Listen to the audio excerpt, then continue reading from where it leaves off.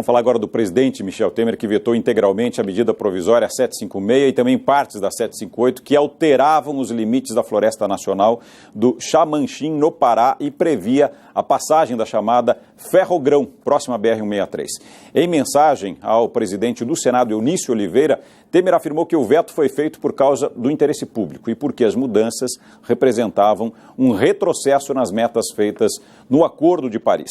Em abril, o Ministério do Meio Ambiente já havia solicitado ao governo que vetasse a modificação. Ao informar os vetos no Twitter, o presidente Michel Temer marcou a organização não governamental WWF Brasil e a top model brasileira Gisele Bündchen, que também pediram o veto desta medida. Vamos até Porto Alegre falar com o nosso consultor jurídico, o doutor Ricardo, na gelada capital gaúcha, aqui conosco, ao vivo, como sempre, né, doutor Ricardo? Qual que é, na sua visão, aí? Isso representa um avanço ambiental para o país ou, na verdade, um retrocesso social, já que impede, né, na verdade, aí, o desenvolvimento nessas regiões? Mais uma vez, boa noite. Boa noite, Márcio. Boa noite, amigos do Rural Notícias. Não há quem resista um pedido da Gisele Bündchen, né, Márcio? Esse apelo foi irrecusável, né?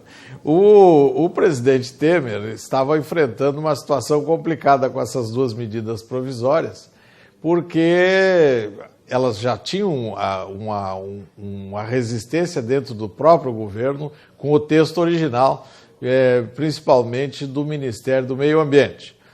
Após as modificações feitas no Congresso Nacional, que foram significativas, procurando resolver problemas de regularização de áreas nessas reservas ambientais, o governo, então, realmente não teve como resistir, ainda mais que o presidente estava viajando para a Noruega, onde existe um apelo ambiental muito grande em cima da questão da Amazônia, em cima do desmatamento no Brasil. Quer dizer, eles fizeram tudo que tinham que fazer por lá, mas não querem que o Brasil segure, seja o pulmão do mundo eternamente, sem nenhuma compensação. Então, em função disso e deste apelo da Gisele Bündchen, que realmente repercute, porque é uma figura mundial, o presidente preferiu sair fora dessa bronca aí, como se diz, e vetar a medida provisória integralmente, e agora fica complicado porque ele não pode reeditar uma medida neste ano com esse mesmo assunto.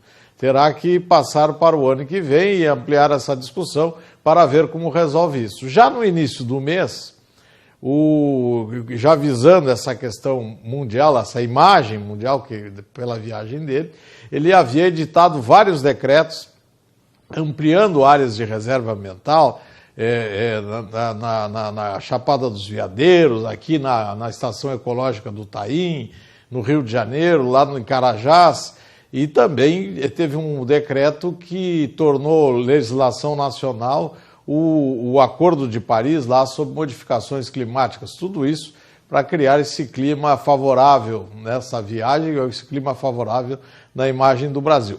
Essa ampliação que foi feita por esses decretos no início do ano, aqui no caso do Taim, multiplicou de 10, era 10 mil, são 10 mil hectares hoje, passou para 30 mil hectares, na Chapada dos Veadeiros também triplicou. Então eu estou vendo que isso são coisas de papel, né? Como sempre diz aqui, papel aceita tudo, depois vamos ver como é que vão fazer implementar isso, porque dinheiro, onde é que tem dinheiro para a desapropriação dessas imensas áreas que foram previstas nesses decretos. Mas, de qualquer forma, realmente esse impasse que se criou com essa questão lá do Pará, com essas duas medidas provisórias, e mais uma questão aqui de Santa Catarina, que já foi embutida lá também pelo Congresso Nacional, que mudava aqui a Serra de São Joaquim, mudava o nome da reserva, da serra, e diminuía em algum espaço ali, também ajudou nessa polêmica para que houvesse o veto presidencial.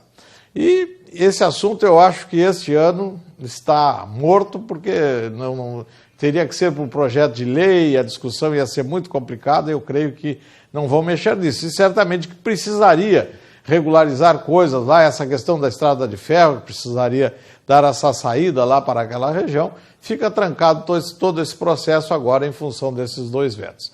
São momentos difíceis do Brasil, porque nós estamos aí, né, com toda essa questão política, e aquelas coisas que precisavam ser resolvidas são abraçadas em função dessa crise política, e aí termina o país perdendo, que não consegue resolver tantos gargalos que precisam ser resolvidos. Eu vejo que cada vez as coisas se complicam mais. Hoje a reforma trabalhista também no Senado já teve um voto, perder de 10-9 lá na Comissão de Direitos Sociais, né? Não me lembro bem o nome, como é o nome da comissão, e as coisas começam a se complicar em função da crise política. Vamos ver, Márcio, vamos acompanhar como é que isso acontece. Ainda tem essa história do Fundo Rural aí, que não tem um final, né? Doutor Ricardo, é o Miguel Daúde, tudo bem? Fala, Miguel, como vai? Eu vou bem. Doutor Ricardo, essas duas medidas, o senhor acha que muda alguma coisa para a agropecuária brasileira ou é apenas uma formalidade? Porque o Brasil hoje tem terras ainda que podem ser recuperadas, terras degradadas, enfim, eu acho que o impacto disso para o agronegócio brasileiro é zero. O que o senhor acha disso? Nessas medidas provisórias? É. Nas duas vetadas? É. Não, é uma questão local lá do Pará, né, que são áreas de conflito. Essa questão da estrada de ferro, pretendiam que ela tivesse a possibilidade essa estrada de ferro era uma ideia da Dilma, que não vai nem sair do papel. Evidentemente que não são coisas que vão alterar a produção do país, nem, né, porque infelizmente aquela história lá no Pará é uma situação de uma terra sem lei, porque o que acontece lá é impressionante. O que a gente sabe. Os relatos, o que se sabe de tudo que acontece lá. Desse aspecto, que não vai alterar nada no aspecto da produção nacional, nem no... Não, isso não vai mudar nada. Doutor é uma questão local, né, local, delicada no aspecto ambiental, que é melhor sair dessa briga, deixa para mais adiante esse assunto aí, doutor Ricardo, porque não vão arrumar mais um conflito. O que a gente sabe no Pará é que a titularidade de terras ela é quase inexistente e parte relativa, né? Parte dessas reservas já foram desmatadas, né, por madeireiros. Já são ocupadas. Já são ocupadas. Que pretendiam regularizar, né? Exatamente. Então, você por um ato legal, você regulariza um ato ilegal. Então, eu acho que o veto... Um ato ilegal e nem de interesse nacional, em boa parte dele. Né? Desculpa eu queria deixar isso bem claro, porque as pessoas podem entender que isso vai mudar o agronegócio. Não muda absolutamente nada. Isso é uma questão de tentar colocar essa região dentro de uma titularidade do que já foi feito e o governo, então, também segurar um pouco o que está acontecendo nessas reservas. Sem dúvida. De acordo, Daúde. Obrigado. Tá certo, doutor Ricardo. Obrigado. Até a próxima oportunidade. Um abraço. Falando ao vivo conosco lá de Porto Alegre. Até a próxima.